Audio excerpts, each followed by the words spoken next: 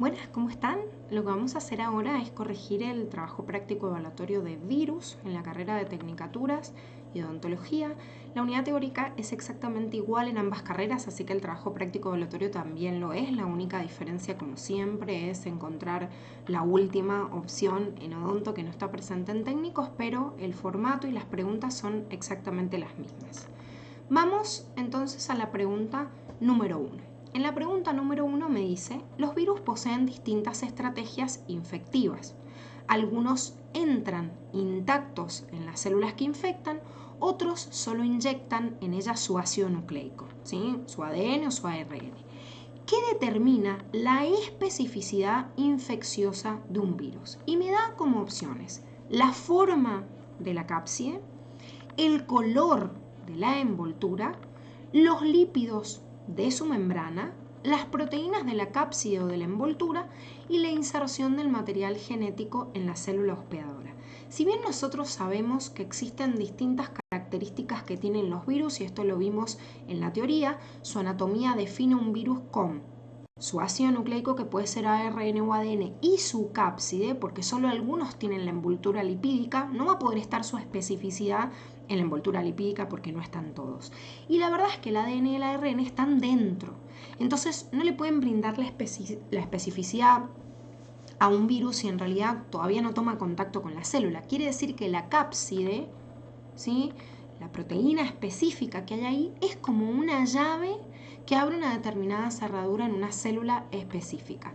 La especificidad hace que si la célula a la cual yo llego tiene exactamente los receptores en la cual encaja esa proteína del virus, entonces puede darle ingreso y puede pasar. Recuerden que los virus no son seres vivos, son parásitos intracelulares obligados y vienen a robarnos todo en el interior de la célula. Entonces no es la forma de la cápside, sino las proteínas que están en esta cápside las que pueden brindar la especificidad para permitir el ingreso de este virus hacia, obviamente, el interior de la célula.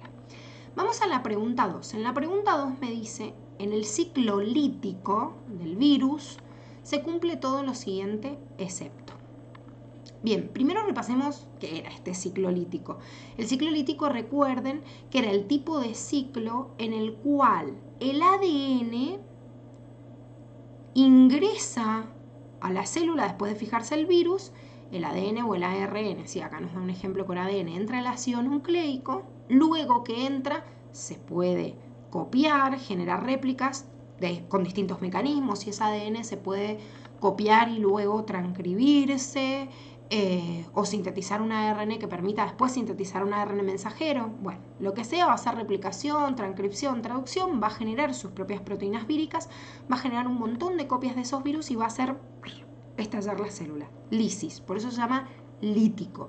Rompe este hospedador, que en este caso es una bacteria, pero puede ser una célula eucariota también, la rompe y salen un montón de estos virus para el exterior. Entonces, vamos a las opciones. Me dice, el ADN viral dirige la maquinaria de la célula del huésped para producir sus proteínas. Sí, está bien, lo vimos recién. Una vez que ingresó, puede producir la transcripción y la traducción de sus propias proteínas. ¿Se sintetizan proteínas de la cubierta vírica? Y sí, si estoy sacando un montón de copias del virus y no le pongo la cubierta, pues no van a poder salir al exterior. Ahora, la C me dice el ADN viral se integra en el cromosoma bacteriano. No. Recuerden que esto sucedía en el ciclo lisogénico y no en el lítico. No vimos en ninguna de las imágenes anteriores que el ADN penetrara en el ADN de la célula hospedadora, que en este caso podría ser una bacteria, ¿sí? Así que esta es la que tengo que marcar incorrecta porque me pide el excepto. La D me dice la célula huésped se lisa liberando partículas víricas, sí, por eso se llama lítico, lisis, y salen todos los bichitos para afuera, bichitos. Y la última me dice el virus produce la muerte celular al lisarla. Y sí, obvio, si lleno de agujeros esa célula estalla y salen un montón de estos virus para afuera, lógicamente la célula pierde su homeostasis y se muere, ¿sí? Entonces, la única incorrecta, que es la que tenían que marcar, es la opción C. La pregunta número 3 me dice, ¿el virus de Epstein-Barr está formado por qué? Por ADN, por ARN, después me dice ADN o ARN y las dos juntas y no posee genoma. Primero, ningún virus no posee ¿sí? Material genético. Ahora, genoma, los genes los porta el ADN. Entonces, si lo porta el ADN, el ARN podríamos decir que no tiene los genes, tiene la capacidad de producir. Sin embargo, el virus de Epstein-Barr es un virus de ADN. Nunca se es de las dos cosas. Los virus no pueden ser de ADN y de ARN. Siempre son de una cosa o de otra. Pero si a mí me preguntan específicamente por uno, por ejemplo el virus de Epstein-Barr, no puedo decir ADN o ARN porque doy a entender que ese virus puede tener uno o la otra. Y no, el de Epstein-Barr siempre es un virus de ADN. Y esto lo teníamos en el cuadrito comparativo en el cual veíamos los principales grupos de ADN virus que tienen que conocer y nos encontramos dentro de los herpes virus que son productores de herpes simple tipo 1, tipo 2, varicela zoster, el virus también de Epstein-Barr que es el que produce mononucleosis infecciosa y en algunos casos un tipo de cáncer que se llama linfoma de Burkitt, ¿sí? O sea que estaba dentro del grupo de los ADN virus. La 4 me dice, los virus y las células ¿son capaces de metabolizar? No. Las células sí metabolizan, pero los virus no, porque son como partículas inertes. La OMS contienen ácidos nucleicos y proteínas. Sí, esto es cierto, es una característica que comparten ambos, porque aunque el virus no sea un ser vivo, sí tiene ADN, como dijimos, ARN o ADN y una cápside proteica, o sea que son características comunes a ambos. Las 6 poseen organelas. No, los virus no poseen organelas, incluso las células procariotas tampoco, solo las eucariotas.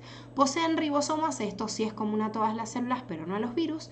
Y bueno, obviamente la opción E es incorrecta porque engloba a todas las incorrectas que acabamos de nombrar. 5. Los retrovirus. Retrovirus. ¿Son virus de ADN o de ARN? Ya estamos viendo acá que está marcada ARN y ahora vemos en el cuadrito dónde estaba en este grupo de los retrovirus. Me dice, utilizan la transcriptasa inversa para transcribir ADN a ARN. Si es retrovirus, ese retro es porque tienen esta capacidad de ir en reversa. Pero yo no voy a querer copiar el ADN a ARN, porque eso es lo que pasa normalmente. Lo que hace justamente la transcriptasa inversa es del ARN pasó a ADN, o sea, al revés. Además se emplean proteína priónica para transcribir el ARN. Una proteína priónica es una proteína autocatalítica, ¿sí? Que puede funcionar como normal, o sea, de forma normal. Y en realidad si yo tengo una proteína que funciona, o sea, que hace como enzima y se autocataliza y transcribe el ARN, entonces está haciendo lo mismo que en cualquier otro virus de ARN. Y justamente el retrovirus, lo raro es que desde este ARN va a hacer una transcripción inversa y va a sintetizar ADN. No va a funcionar directamente como ARN. Y después en la M dicen los herpes virus son ejemplos de este grupo. Los herpes virus los acabamos de ver. Estaban en el grupo donde estaba Epstein-Barr también y no es un ejemplo de retrovirus. Los retrovirus estaban dentro de los grupos de los virus de ARN y no de ADN, ¿sí? Que teníamos, por ejemplo, el virus del HIV, junto con otros tipos de virus que producen cáncer, como el virus del HPV, o sea, el virus que causa cáncer de cuello uterino. Y si ustedes recuerdan, también en el apunte de clase tienen un esquema de la introducción de este virus de la inmunodeficiencia humana, o en sus siglas en inglés, por eso a veces lo encuentran como VIH o HIV, es lo mismo, depende si están las siglas en español o en inglés, pero me muestra cómo hace este fenómeno raro que no existe en los otros virus, que es la capacidad de poder sintetizar a partir de ARN virus ADN viral. Y después de ese ADN, obviamente sacar copias y hacer lo mismo que hace cualquier otro virus y sintetiza sus propias proteínas víricas. El motivo por el cual también producen cáncer estos virus es porque al poder producir ADN, ese ADN muchas veces se integra en el cromosoma y al integrarse en el cromosoma, hacer un ciclo lisogénico, como dijimos, tiene como mucho tiempo para estar en fase latente, seguirse reproduciendo con las células y en realidad no llamar la atención del sistema inmunológico de la persona. Por eso una persona puede tener contacto con el HIV y sin embargo no tener SIDA. porque cuando hay virus que integran su material genético en el material genético de la célula y están durante muchos años en forma latente, estoy infectado, pero no estoy enfermo, porque todavía no tengo la manifestación de la enfermedad porque no han salido al exterior esos virus. Vamos a la pregunta 6. En la pregunta 6 me dice, en el grupo de poxvirus se distinguen los productores de una enfermedad en el ser humano denominada como. Y bueno, acá si nos fijamos, los poxvirus nos dieron un ejemplo puntual, que es el único que debemos recordar, que es justamente el de viruela. Causan otros tipos de patologías, pero el que nosotros debemos recordar de este grupo de poxvirus es la viruela. Fíjense que los otros ejemplos que ustedes tienen acá también los tienen que conocer, ¿sí? Pero son grupos de virus distintos. Ya sea que los encontremos algunos en el cuadro de ADN virus, ¿sí? Como estábamos viendo recién, por ejemplo, los productores de herpes o los productores varicela zoster o algunos en el ser humano importantes como algunas infecciones respiratorias y digestivas muy comunes dentro de los grupos de los adenovirus, y dentro de los ARN virus algunas patologías importantes como la polio, ¿sí? O infecciones intestinales también y respiratorias de los picornavirus, rubiola, que es una de las opciones que me nombraba, los togavirus, influenza, los mixovirus, otro grupo productor de rubiola y también de parotiditis, que es uno de los ejemplos que también tenían de patologías que están en el grupo de los paramixovirus, y el HIV, o sea, productor de SIDA, que también estaba entre los ejemplos, que es un tipo de retrovirus, ¿sí? O sea que si se fijan, todas las opciones que teníamos en esta pregunta correspondía a uno de los que teníamos en este grupito, pero nosotros teníamos que responder principalmente quién era productor de viruela. Si hubiera habido dos grupos, bueno, tendría que haber habido una opción que lo incluyera, como pasa la rubiola, ¿sí? Pero como había uno solo tengo que recordar que dentro de los poxvirus el ejemplo que tengo que conocer es el ejemplo de virus productores de viruela. Bien, vamos a las 7. Me dice, con respecto a los virus, todo lo abajo enunciado es correcto, excepto que. Otra vez otra pregunta de virus en general. La me dice, pertenecen al mismo reino que las bacterias por su tamaño microscópico. Esto es incorrecto. Es verdad que la virología muchas veces se aúna a la bacteriología, se estudian juntos, porque debido a que son partículas infectivas y producen muchas patologías que muchas veces confundimos los síntomas con infecciones bacterianas, es verdad que la bacteriología y la virología se dan la mano y dicen, bueno, vamos a estudiar algunas medidas juntos. Esto es real, desde la microbiología. Lo que no es real es que yo pueda agruparlos en un reino, porque el reino es una categoría taxonómica que agrupa a los seres vivos. Los virus no pueden estar incluidos. A veces llevan hasta nomenclaturas muy parecidas al sistema binomial, o se utilizan criterios que por ahí se utilizan para clasificar a los seres vivos, pero no los puedo agrupar en ninguna categoría taxonómica, en ninguna, porque no son un ser vivo. La OMS dice son parásitos intracelulares obligados, sí es correcto, recuerden que no son seres vivos, pero sí son parásitos. Y ojo con esto, porque si uno analiza un concepto ecológico, es como que parásito es un ser vivo que se introduce en otro y hace como un tipo de relación de depredación sin degradar a todo su huésped. Sin embargo, el virus no sería esto en una relación ecológica, un parásito, pero sí se lo define como un parásito intracelular obligado, aunque no sea un ser vivo.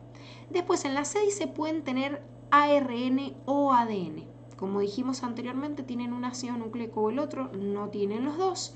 Y la D me dice la cubierta proteica se denomina cápside, que también es correcta, ¿sí? O sea que la única que está mal es la primera, por eso también la E queda excluida, ya que al no ser correcta la A, obviamente no van a ser todas correctas. Ojo con este tipo de preguntas, sobre todo en odonto, que se los hemos explicado en otros modelos, cuando en realidad yo tengo una opción que es un excepto porque no es correcta, el decir todas son correctas tampoco es correcto, ¿sí? Pero esta trata de englobar a las anteriores, ¿sí? Por eso marco la que tiene precisamente el error y no la otra que engloba en realidad también un error, ¿sí? Pero por descarte esta es como la más incorrecta. Ojo con estas opciones, pues son bastante tramposas. Si yo me las detengo a pensar, digo, no, pero para todo es correcto también es un excepto, ¿sí? Entonces es raro porque también debería ser marcada, pero siempre que tengan un todo es correcto al final es para poder englobar a todas y no a la que realmente está correcta, que a veces puede ser cierto que tenga que marcar esa opción.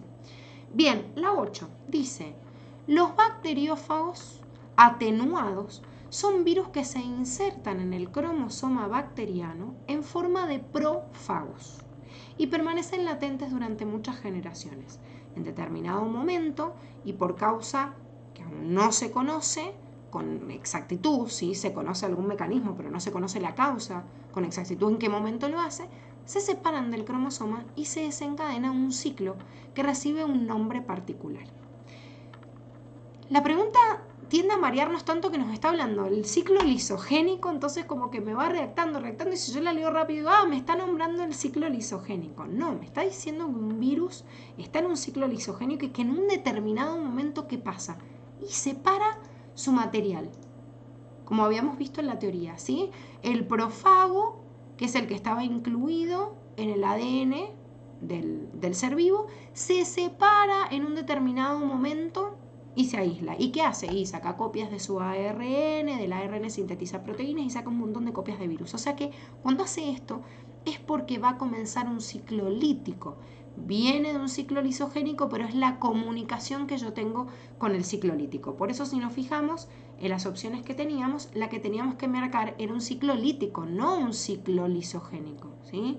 Es un ciclo en el cual se separa y va a comenzar este estallido y lisis celular para poder difundir, ¿sí?, hacia el exterior, ir a buscar a un montón de otros huéspedes para poder seguir robando su maquinaria metabólica.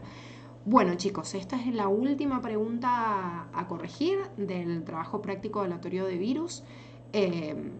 Cualquier duda que tengan, obviamente, lo vemos en la clase que viene, pero corrijan cada una de las opciones y marquen en la teoría, si se confundieron en alguna, cuáles son los puntos clave. Fíjense que la unidad de virus es muy cortita, o sea, está es muy sintética, pero esto de ciclo lítico y lisogénico es lo que más les suele provocar, digamos, problemas al recordarlo. Y no solo eso, sino que el cuadrito de los virus más importantes productores de patologías, si bien vamos a ir viendo cada uno, o sea, virus por un lado y después cada uno de los reinos y los que son patógenos para el hombre, es muy importante que se lo graben, porque lo que vamos a ver después de ver todos los reinos de la naturaleza y virus son determinadas preguntas en donde hay un ejemplo de una patología y tengo entre las opciones mezclados protistas, virus, bacterias. Entonces me tengo que hacer estos cuadritos que están al final, me los tengo que aprender bien porque son muy importantes y siempre se los toman todos mezclados con los otros productores